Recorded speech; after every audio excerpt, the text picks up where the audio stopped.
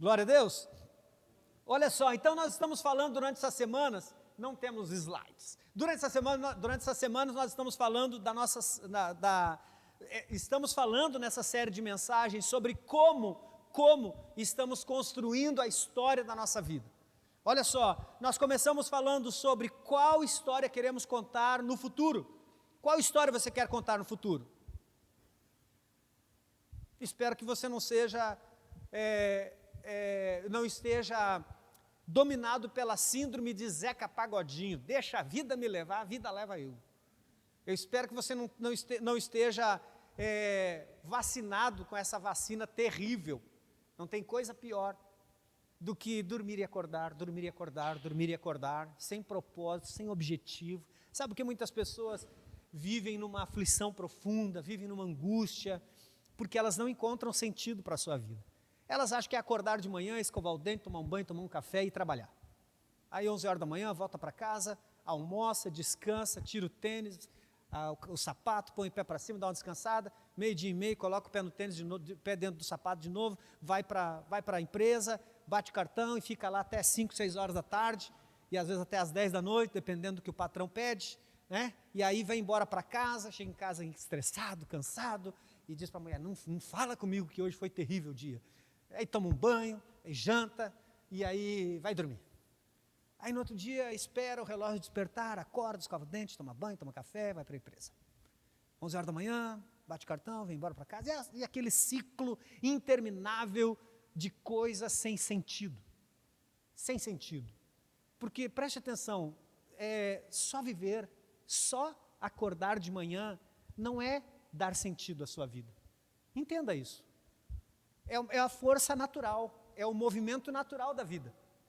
Você acordar de manhã, se você está vivo, obviamente, você não está cumprindo um propósito, você não está desenvolvendo ou alcançando teus objetivos. Muita gente está só vivendo, acordando de manhã e vivendo o que a vida está lhe oferecendo. Isso é interessante. Então nós falamos aqui sobre qual história nós iremos contar no futuro. Nós falamos sobre pequenas escolhas, falamos que pequenas escolhas todos os dias determinam a história que iremos contar lá na frente. Cada escolha, cada pequena escolha que nós fazemos todos os dias, está nos ajudando a construir a história que nós iremos contar lá na frente, no nosso futuro. E para isso nós falamos então que nós precisamos tomar decisões sábias. Se cada decisão, até as pequenas decisões que nós estamos tomando, está nos ajudando a construir o nosso futuro e está construindo a história que nós vamos contar lá na frente, então nós precisamos tomar decisões sábias, para que essas decisões, a somatória dessas decisões, possa nos ajudar a contar o final que Deus deseja. E quando eu falo final, não estou falando do final da sua vida, do dia, do último dia, o último suspiro, não é disso que eu estou falando. Então preste atenção, eu preciso que você entenda, dentro dessa ideia que nós estamos construindo aqui, por isso nós chamamos essa série de mensagens de direção divina, porque não existe uma forma mais sábia de tomar uma decisão que não seja tomar a decisão baseada na vontade de Deus. E essa é a chave. Eu falei aqui, talvez na primeira, na segunda semana, eu não lembro, que nós não somos bons tomadores de decisão. Não somos. Nós tomamos decisões, muitas das vezes, baseado nas circunstâncias à nossa volta, né? Estressei. O que foi? Estressei com... A gente vê briga de trânsito, estressou com alguém que cortou a sua frente, porque não soube tomar uma decisão sábia de contar até 10, acabou instigando uma briga e levando muitas das vezes a uma tragédia. Então, infelizmente, nós não somos bons tomadores de decisões, né? Quem já não tomou uma decisão na impulsividade, em busca do seu prazer momentâneo, né? Eu já cansei de tomar decisões assim. A gente gasta o que não pode para ter o que não precisa. Decisões impulsivas. Então nós não somos bons tomadores de decisões. Para isso nós precisamos então de Deus, precisamos de uma direção divina, e é sobre isso que nós estamos falando durante essas semanas. Hoje nós estamos na 5ª semana, é sobre isso que nós estamos falando nessas semanas todas. Então nós já falamos de algumas decisões, eu faço questão de repeti-las sempre. Nós já falamos de algumas decisões. A primeira decisão é a decisão de começar. Não adianta você ficar dizendo, eu preciso, eu quero, eu desejo. Tem que começar. Qual é a decisão que você precisa começar, que você acredita que está te levando e te conduzindo na direção que Deus, ou no sonho, no projeto, naquilo que Deus deseja para você no final? Que você acredita que vai te ajudar a construir o final da tua história. A segunda decisão é a decisão de parar. Parar para avaliar, parar para analisar, não é desistir. Eu estou desistindo. Não, é parar. Parar para avaliar se as decisões que você está tomando estão te levando a esse futuro que você deseja. A terceira decisão que nós falamos é a decisão de ficar. Ficar em qual sentido? Ficar no sentido de permanecer. Muitas vezes, irmã Marilene, nós estamos indo numa direção e no meio do caminho a gente encontra uma bifurcação, encontramos uma encruzilhada. E a gente diz, e agora? Vou para a direita ou vou para a esquerda? Vou para a direita, claro, vou para a direita. Aí a gente pensa, mas a direita é o caminho mais difícil às vezes. Se eu seguir aqui, talvez esse seja o caminho mais difícil. Mas eu preciso entender que às vezes o caminho mais difícil é o caminho que está proposto. Então eu preciso permanecer. Nós usamos a história de Ruth. A da semana passada foi a decisão de avançar. A decisão de avançar, independente das circunstâncias, dos obstáculos, das dificuldades, nós precisamos atravessar o nosso Jordão. Então nós falamos de 4 decisões: a decisão de começar, a decisão de parar, a decisão de ficar e a decisão de avançar.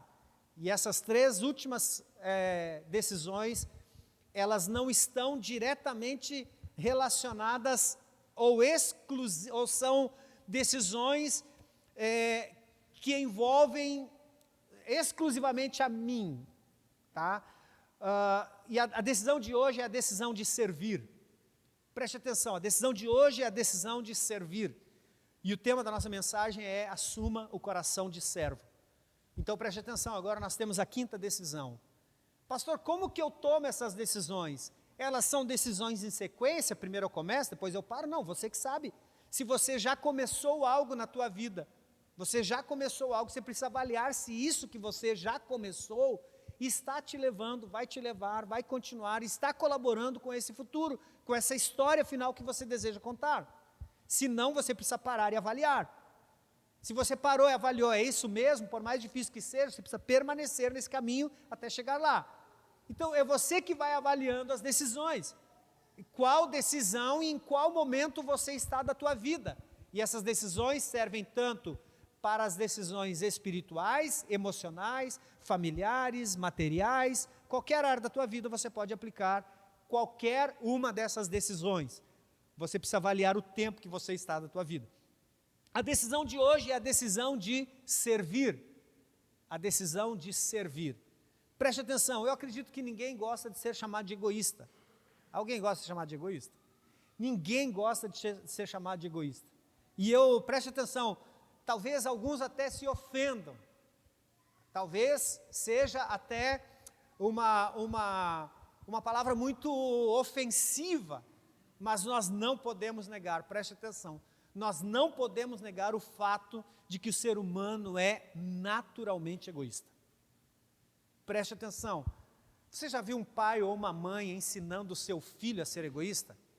O pai e a mãe chamam o filho e diz: filho, filha, é o seguinte, senta aqui que eu vou te ensinar a ser egoísta. Preste atenção, meu filho, quando você tiver um brinquedo, quando alguma criança chegar perto de você e quiser pegar de você o brinquedo, olha, gruda nesse brinquedo e grita bem alto: não, é meu, não te dou, não te empresto. E sai batendo o pé, vira as costas, sai batendo o pé. Você já viu algum pai ou uma mãe ensinar isso? Sim ou não? Não. Por favor, né, pai? Se você ensinar isso, precisa rever seus conceitos. Mas veja só, é óbvio que não. Nenhum pai ensina, nenhuma mãe ensina o filho a ser egoísta. Mas a criança faz isso ou não faz? Faz isso ou não faz? Você não vê criança grudando? Meses de vida, né, Cláudia? Meses de vida. E a criança já pega. Por quê? Porque o ser humano é naturalmente egoísta.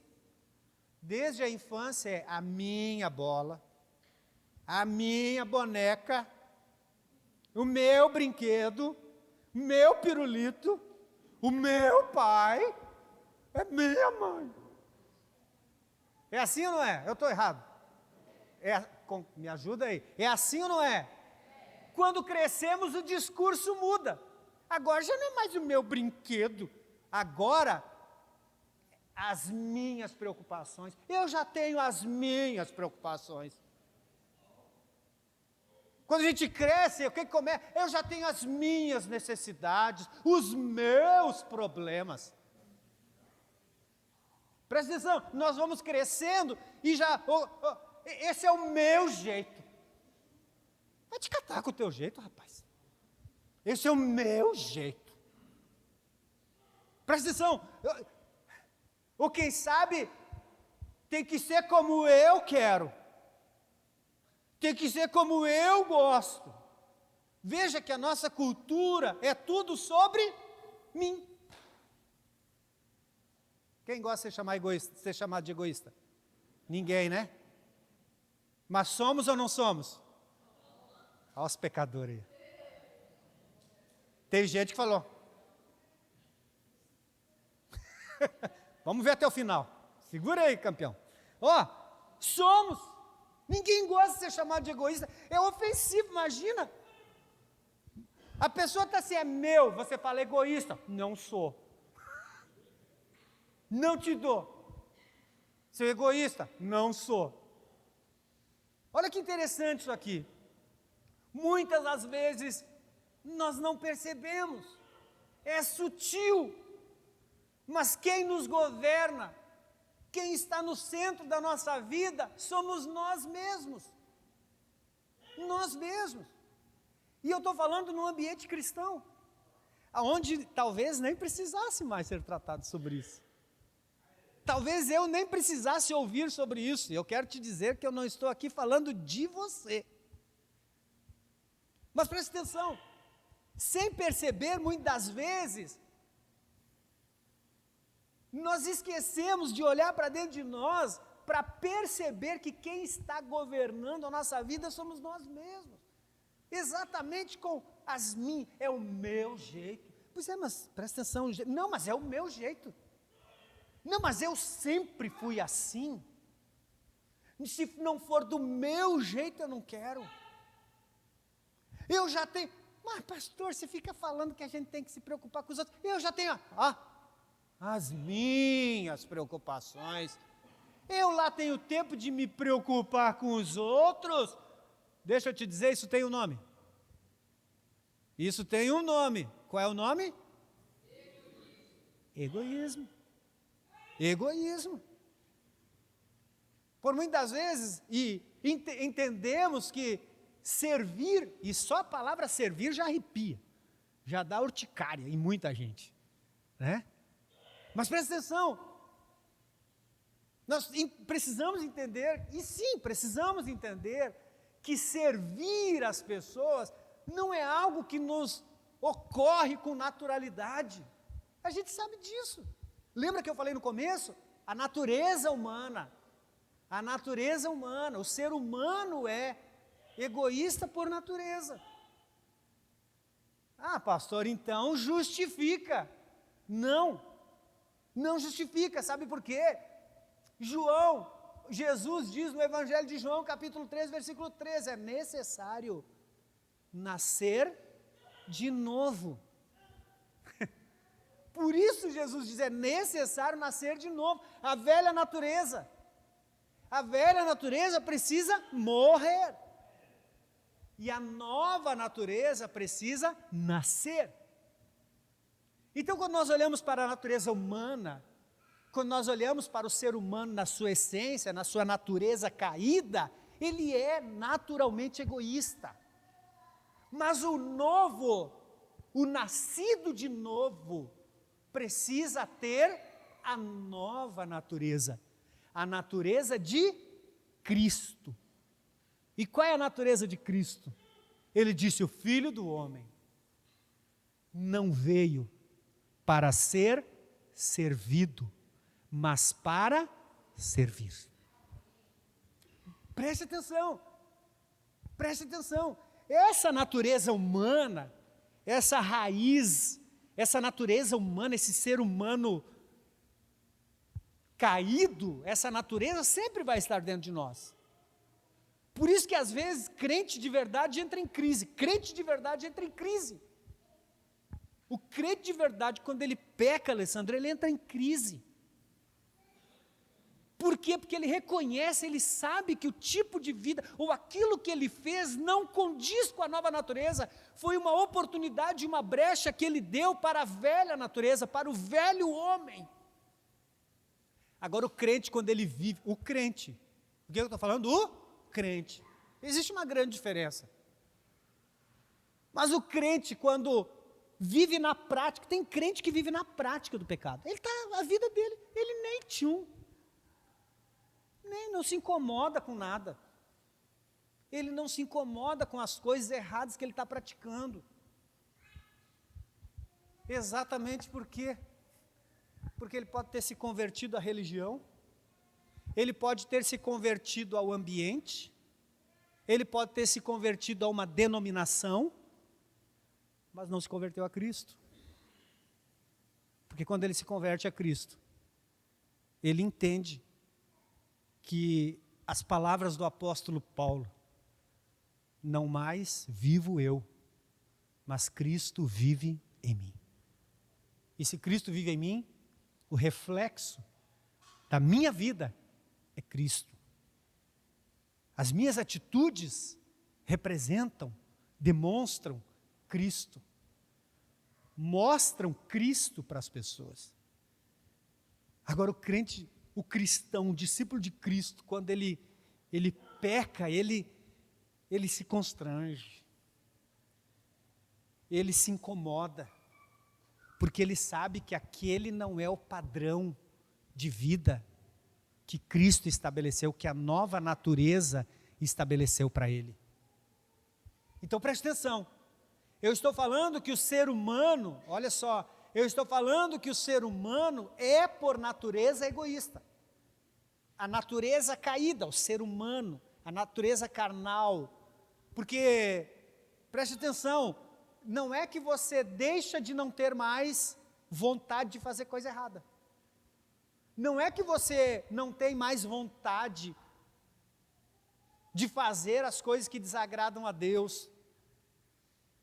Pedro vai dizer o seguinte, o vosso adversário, o diabo, o acusador, o vosso adversário anda o tempo todo ao redor de vocês, rugindo como um leão, buscando alguém para tragar. Ele está sempre jogando a tentação dele. Você acha que você virou um super crente e o diabo fala: ai, coitado de mim, ai, estou com medo.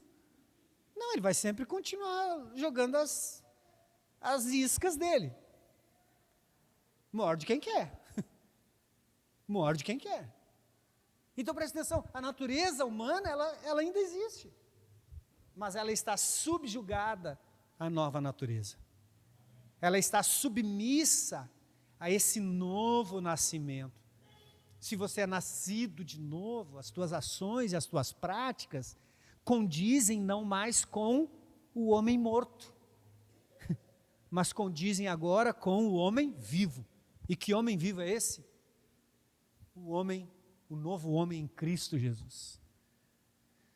A imagem e semelhança de Cristo. Então preste atenção. Nós estamos falando que a nossa quinta decisão para mudar de vida é servir. E eu sei que você talvez diga assim, mas eu já sirvo a Deus. Glória a Deus por isso. Mas você serve as pessoas? E o nosso desafio hoje, nessa decisão que vai nos ajudar a mudar de vida, é servir as pessoas. nos livrarmos do egoísmo para servirmos as pessoas. Então, ainda que a nossa natureza velha exista, ela está submissa à nova natureza. Então, presta atenção. Embora servir as pessoas, se o ser humano é por natureza egoísta, o ser humano não quer servir as pessoas. Nós não queremos servir as pessoas, nós queremos servir a nós mesmos.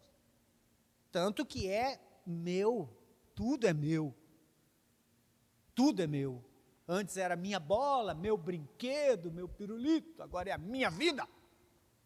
Agora é a minha vida, minhas preocupações. Agora é do meu jeito. É do jeito que eu quero. Veja só, a nossa atenção, se ela continua ainda, somente em nós precisamos de uma operação do Espírito Santo em nós. Nós precisamos servir as pessoas, porque esta é a imagem e semelhança de Cristo. Ele veio não para ser servido, ele veio para servir. E se servir as pessoas não é algo que nos ocorra com naturalidade, nós precisamos então nascer de novo. Jesus disse, não, realmente a velha natureza não vai combinar com a minha vontade, com aquilo que eu quero. Ele disse, então é necessário nascer de novo. Preste atenção, e este novo nascimento traz um novo DNA, que é o DNA de servo. Que é o DNA de servo. Você passa de querer se servir e ser servido para servir. Mateus 16, versículo 24. Olha o que diz o texto. Mateus 16, versículo 24. Mateus 16, 24. Então Jesus disse aos seus discípulos. Quem aqui é discípulo de Jesus? Responda, se você é discípulo. Quem aqui é discípulo de Jesus? Já começa aí. Quem aqui é discípulo de Jesus? Então Jesus disse aos seus discípulos, se alguém quer vir após mim, negue-se a si mesmo, tome a sua cruz e siga-me. Tem uma outra versão da Bíblia que diz, se alguém quiser me seguir, deve dizer não a si mesmo. Deve dizer não a si mesmo. Eu sei que cruz, irmãos, a cruz ela virou um símbolo de... parece que ela vai perdendo, infelizmente, vai perdendo como é que é? A sua essência, o que ela realmente representa. A gente faz a tatuagem da cruz, a gente põe uma cruz aqui no adesivo, a gente veste uma camiseta com cruz, né? A gente vai carregando esse símbolo e às vezes perdendo o que ela realmente representa. E essa versão diz assim, se alguém quiser me seguir, deve dizer não a si mesmo, tomar a sua estaca de execução. Tomar a sua estaca de execução. A gente gosta de olhar para a cruz, mas a cruz não é um símbolo bonito não, irmão. A cruz é um símbolo de muita dor, muito sofrimento. A cruz diz muito. E é o que Jesus está dizendo aos seus discípulos. Então, se você se considera um discípulo de Jesus, você precisa entender que o Evangelho, a Boa Nova, não tem a ver com você no centro. Não tem a ver com você entronizado. Não tem a ver com você tendo suas vontades supridas. Se você é um discípulo de Jesus, você precisa entender que o Evangelho tem a ver com você dizendo não a si mesmo. Tem a ver com você negando-se a si mesmo em favor do outro também. Eu sei, a gente olha para esse texto, eu preciso negar a mim mesmo e seguir a Jesus, e é verdade. Mas quando nós olhamos para o ministério de Cristo aqui na terra, o ministério de Jesus, quando os homens quiseram torná-lo rei, ele fugiu. Ele disse, não foi para isso que eu vim, não. Eu vim para dar a minha vida em resgate de muitos. Eu vim para morrer em favor das pessoas. Nós encontramos Jesus parando para os necessitados. Nós encontramos Jesus vivendo para os outros. A pregação de Jesus, os ensinamentos, as parábolas, as atitudes, as ações de Jesus. Até quando ele saía para descansar, você lê o Evangelho de Marcos, quando Jesus saía, ele ia encontrar um lugar para descanso, um direito que todo ser humano tem. Quando ele encontrava um lugar para descanso, a multidão chegava e ele não dizia, eu não tenho nada que ver com vocês, é minha hora de descanso. Ele rompia o seu descanso, ele parava o seu período de descanso e ele ia ensinar, ele ia orar, ele ia ajudar, ele ia aconselhar. Jesus viveu a sua vida em favor do outro. E esse texto é maravilhoso, porque é isso que o texto está nos ensinando. O texto está dizendo, pare de olhar só para você. Se você nasceu de novo, você não pode carregar sinais de egocentrismo, de egoísmo. Você não pode pensar em você. Se você olhar na equação, na matemática de Jesus, quando ele resume os mandamentos, você, eu, estamos em terceiro lugar. Ele diz, olha, todos os mandamentos se resumem a 2. O primeiro, amarás o Senhor teu Deus, de todo o teu coração, toda a tua alma, todo o teu entendimento. O segundo é semelhante a este, amarás o teu próximo, como a ti mesmo. Olha onde nós estamos nessa equação. Em terceiro. Primeiro nós amamos a Deus, devotamos a Deus, nos devotamos a Deus, servimos a Deus. Depois amamos ao próximo a ponto de servi-lo. E por último, a nós mesmos. Nós invertemos essa lógica. Por isso Jesus está dizendo, você precisa negar, você precisa dizer não para si. E essa é a suma, a essência do Evangelho. Porque o Evangelho tem a ver com morte. O Evangelho tem a ver com você morrer para si mesmo, para que o outro possa ser abençoado. Se você já percebeu, tudo na igreja aponta para a morte. A cruz aponta para a morte. A ceia que você vai tomar hoje aponta para a morte. O batismo aponta para a morte. É você morrendo para a velha natureza e nascendo para uma nova vida em Cristo. Se você olhar tudo na igreja aponta para a morte. Mas infelizmente essa cultura hedonista entrou dentro da igreja. O mundo prega o hedonismo, a ideia de que a vida é só sobre buscar prazer, conforto e satisfação própria. Importa é que eu esteja bem. Isso é hedonismo. Essa é a cultura do mundo. Infelizmente essa cultura invadiu a igreja. Nós nos convertemos, nascemos de novo, mas continuamos olhando só para nós. Continuamos olhando só para nós e dizendo, não, isso não é comigo, isso não é para mim, isso não é responsabilidade minha. Alguém vai fazer, alguém faz. E nós vamos nos eximindo dessa responsabilidade. Nós vamos nos eximindo dessa nova natureza. Nós vamos negando essa evidência dessa nova natureza. Enquanto o mundo prega o hedonismo, essa ideia de que eu tenho que buscar a minha satisfação, e a gente vê isso quando as pessoas, Alessandro, começam a correr atrás de bênçãos.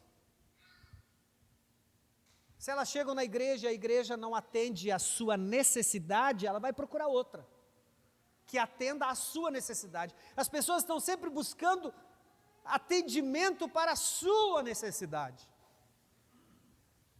Se essa igreja não atende a minha necessidade, eu vou procurar uma que atenda.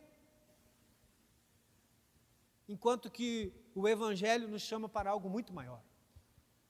O Evangelho nos chama para morrer para nós mesmos. Dizer não para nós mesmos. O Evangelho nos chama para algo muito maior, servir. A cultura do mundo diz, siga o seu coração. Jesus diz, negue-se a si mesmo. O Evangelho de Cristo é na contramão do mundo. Preste atenção. É muito fácil de identificar se nós estamos vivendo a vontade de Deus. É só nós observarmos se estamos seguindo no fluxo do mundo. É só nós olharmos, e ouça o que eu quero te dizer, nem precisa estar no mundo, nem precisa estar fora da igreja, porque nós podemos estar dentro da igreja sendo extremamente egoístas, egocêntricos, hedonistas. Preste atenção, olha o que diz o livro de Atos, capítulo 20, versículo 35. Atos 20, 35. Em tudo, Paulo está dizendo, em tudo tenho mostrado a vocês que, trabalhando assim, é preciso socorrer os necessitados e lembrar das palavras do próprio Senhor Jesus. Quais foram as palavras do próprio Senhor Jesus? Meu Deus do céu. Meu Deus. Quais foram as palavras de Jesus?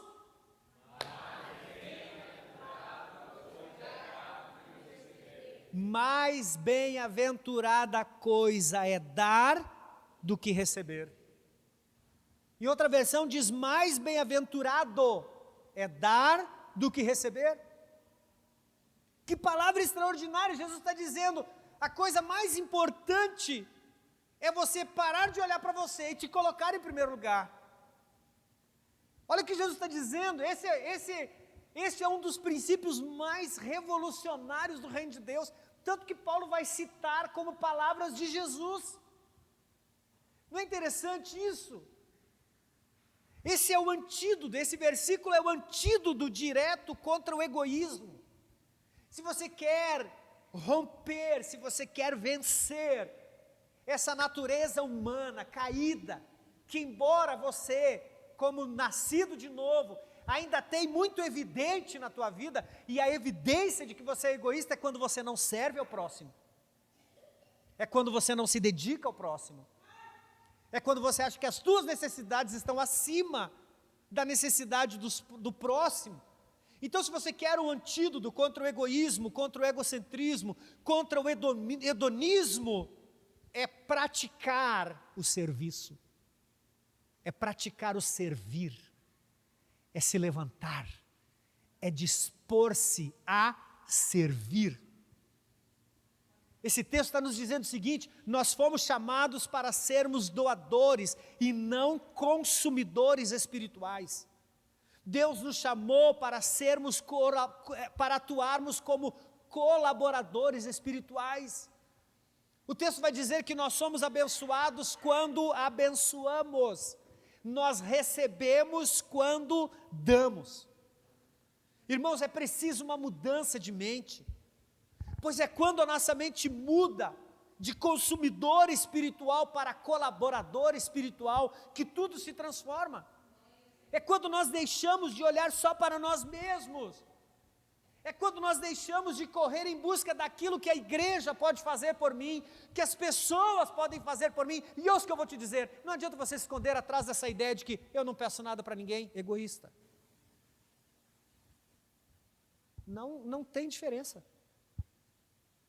Não tem diferença, porque você só faz isso talvez para não se sentir cobrado. Eu não exijo nada de ninguém, então não precisa alguém exigir algo de mim. Eu estou procurando na Bíblia aqui, onde tem alguma coisa relacionada a isso. Entenda uma coisa, irmãos, entenda uma coisa. É quando a nossa mente muda. É quando nós entendemos que isso são princípios bíblicos, não é o pastor que está desesperado, querendo que as pessoas trabalhem. Deixa eu te dizer, você só perde a oportunidade. Porque servir é uma oportunidade. Você serve no teu trabalho, você trabalha, você serve lá na empresa, não é uma oportunidade que você tem, porque você recebe para isso. A oportunidade está em você oferecer o que você tem, sem buscar nada em troca. É quando você acredita, confia e descansa, que a tua recompensa está em Deus. É a partir dessa mudança de mentalidade, quando eu deixo de ser um consumidor espiritual para me tornar um colaborador espiritual, que eu entendo que estou aqui para servir e amar as pessoas, que eu existo para fazer a diferença, e que Deus me criou para ser uma bênção para outros. Quando Deus tira Abraão da sua terra, Deus tira Abraão de toda a sua cultura, de toda a sua segurança, Ele diz, vai para uma terra que eu vou te mostrar, seja você uma bênção. Ele não disse, vai que os outros vão ser uma bênção para você. Ele disse, seja você uma bênção. Você precisa entender isso. Quando você pensa em igreja, como você se classifica? Faça uma autoanálise. Como você se classifica quando você pensa em igreja? Se você é aquela pessoa que chega na igreja e tudo precisa estar pronto, só para você se acomodar, sentar, desfrutar do culto e ao final voltar para sua casa para esperar o próximo dia, você é um consumidor.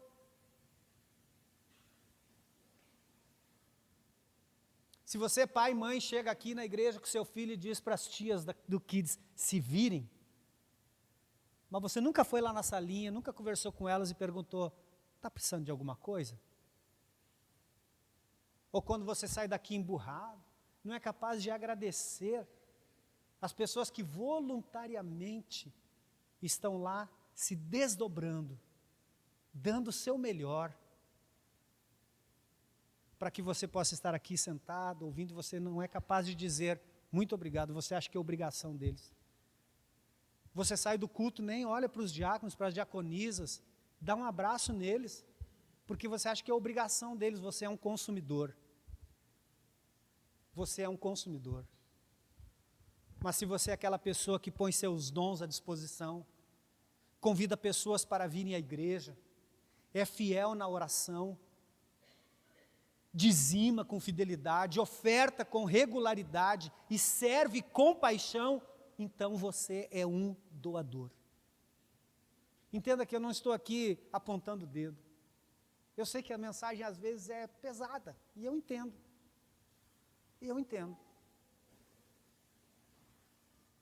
Mas eu espero que essa mensagem nos encoraje a sermos sinceros conosco mesmo. Eu espero que essa mensagem me ajude a ser sincero comigo mesmo. Quando nós falamos de igreja, Deus quer que todos sirvam na igreja dele.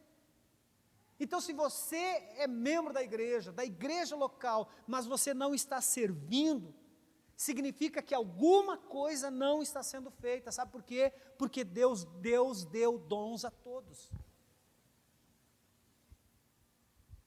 E talvez o dom que não esteja sendo desenvolvido nessa igreja é o teu. Porque você prefere ficar sentado, porque acha que você não é útil, ou porque você pensa que não é seu tempo. O que eu encontro de pessoas dizendo, já passou meu tempo, vou dar oportunidade para os novos. Aonde está isso? Aonde nós encontramos isso na Bíblia? Nós precisamos resgatar o valor de servir na casa de Deus. E eu quero te encorajar, se morreu alguma coisa dentro de você, que seria útil para o reino de Deus, talvez seja porque você começou a se importar demais consigo mesmo, com os seus sentimentos. Eu quero te dizer, está na hora de despertar. Está na hora de deixar essa luz acender novamente. Sabe o que é o Evangelho? O Evangelho tem a ver com parar de nos apaixonarmos por nós mesmos, pelos nossos desejos, pelos nossos interesses, e nos apaixonarmos pelos interesses de Deus. Nós precisamos entender que o Evangelho não é sobre o meu bem-estar. Nós não podemos permitir que a nossa paixão pelas coisas que desejamos nos empurre para longe do nosso propósito. Mais uma vez, o Evangelho não tem a ver com o seu bem-estar. O Evangelho tem a ver com você servir ao próximo. Poucas pessoas dão glória a Deus. E mais uma vez eu digo, não posso entrar na tua cabeça. Não posso. Entenda isso. Nós precisamos mudar a nossa mentalidade. Sabe, meu irmão? Sabe por que muitas vezes a igreja demora a romper? Sabe por quê? Tem dias que a igreja está cheia, tem dias que a igreja não está cheia. Exatamente por isso. Porque a nossa mentalidade não mudou. Porque a verdade do Evangelho ainda não entrou dentro de nós. E nós precisamos de uma mudança. Nós precisamos nos tornarmos doadores, colaboradores. Nós precisamos colocar os nossos dons à disposição. Nós precisamos nos preparar. Irmãos, nós temos a oportunidade de servir não só a igreja, servir as pessoas, os nossos vizinhos, os nossos familiares. Nós temos a oportunidade de abrir a nossa casa para uma célula. Nós temos a oportunidade de vir aqui, aprendermos e dizermos: eu vou me colocar à disposição, eu preciso servir pessoas. Nós encontramos tempo para tudo, e mais uma vez, nós encontramos tempo para tudo. Mas quando nós falamos das coisas de Deus, lá estão os impedimentos, lá estão as barreiras, lá estão as desculpas. Não posso, não dá, não tenho tempo. Eu trabalho, vai vocês que não trabalham. Eu tenho mais o que fazer da minha vida, vai vocês que não têm nada o que fazer. É mais ou menos isso. Ouça o que eu quero te dizer, meu irmão. Você não foi chamado para ficar sentado. Jesus não te resgatou das trevas para que você seja um consumidor. Converteu, batizou, veio para a igreja, sentou, não levanta para nada, não trabalha, não se dispõe, nem para um treinamento. Você nunca vai saber como fazer se você não abrir o seu coração para sentar numa sala de aula e para aprender durante 13 semanas, no mínimo, uma base de como fazer e o que fazer, ser desafiado. Quer saber de uma coisa? Eu vou ser desafiado, eu aceito o desafio de sair desse comodismo que eu estou. Não é assim? A gente entra para dentro da casa e diz: depois eu reboco.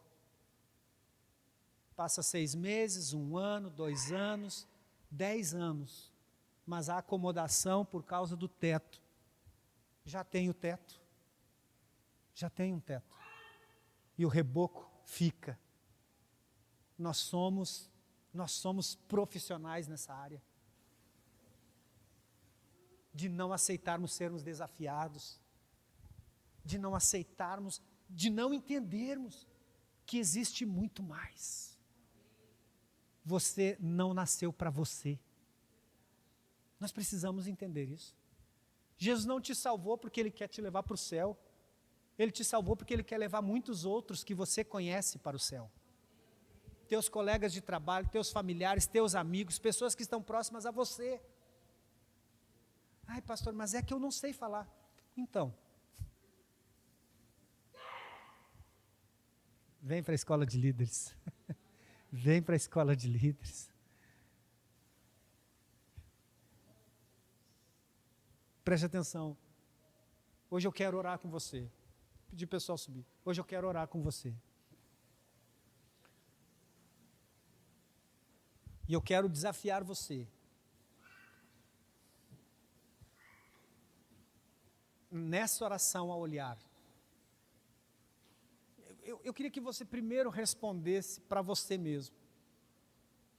Quando foi que a tua oração teve mais a ver com a necessidade do outro do que com a sua? Responda para você essa pergunta. Quando foi a última vez que a tua oração teve mais a ver com a necessidade do outro do que com a sua? Essa resposta pode dizer muito a respeito da tua vida de serviço. Se realmente você tem um coração para o próximo. Se você realmente tem um coração para o próximo. O quanto você ora pela salvação de uma pessoa. Não é quando a gente fala aqui na igreja, você ora mesmo. Você está pagando preço. Quanto você ora pelos teus sonhos? Para Deus resolver os teus problemas. Para Deus te ajudar a pagar as tuas contas. Para Deus abrir aquela porta de emprego. Quanto você ora pela necessidade dos outros, mais do que pela sua, já é um indício, já é um sinal de que se teu coração é um coração de servo ou não. Mas como a palavra de Deus não está aqui para nos condenar, para dizer você é um imprestável, ela está aqui para nos encorajar. Se nós não refletirmos sobre isso nesta noite, e sairmos daqui decididos a viver uma vida de serviço, dizer o que eu posso fazer pelo outro, o que eu posso fazer pelo próximo. Irmãos, vocês estão aqui, já deram uma olhadinha nos diáconos e diaconisas que tem aqui? Vocês já viram quanto eles são?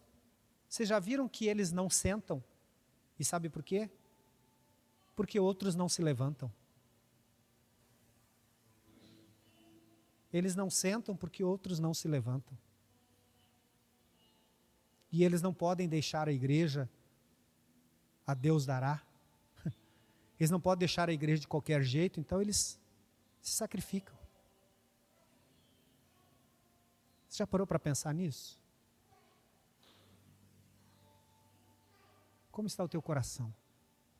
Pastor, nunca ninguém me pediu alecrim dourado. Você pode ser diácono, diaconisa? Se é um pedido que você precisa, você quer pelo WhatsApp, quer uma carta ofício, ou você pode simplesmente se sentir tocado e dizer, um costume na igreja, não é meu chamado.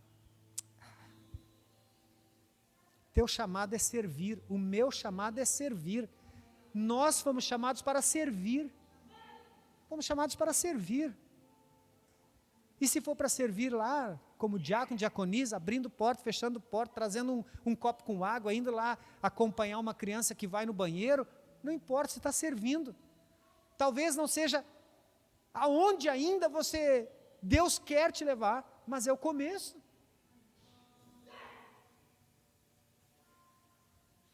Entenda isso. Entenda isso. Não existe um chamado específico, o chamado é servir. Servir. Já parou para pensar? Poxa, eu sei mexer no computador. Será que eu aprendo a colocar a letra das músicas ali? Escuta, o que precisa para eu sentar ali e colocar a letra das músicas? Nós estamos falando do serviço dentro da igreja. Fora o que nós podemos fazer lá fora. Você pode servir as pessoas, servir a comunidade, você pode servir o mundo.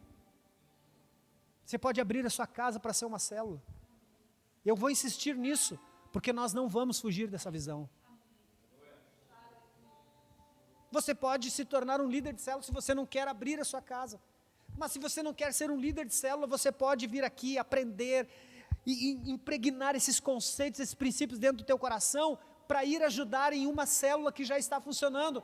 Líder, eu já me formei lá na escola de líderes, agora eu já sei para que uma célula existe e eu quero ir lá na tua célula, eu quero fazer parte, porque eu quero somar nesse projeto, porque eu quero colocar os meus dons à disposição do reino de Deus lá dentro da célula.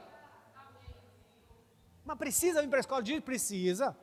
Precisa. Para você não ficar lá na escola de líderes igual muitas vezes fica dentro da igreja, sem entender qual é o motivo, sentado, sem fazer nada. A igreja, a célula é para trabalhar. A célula tem o objetivo, trabalhar. Desenvolver dons e talentos. Fique de pé no seu lugar.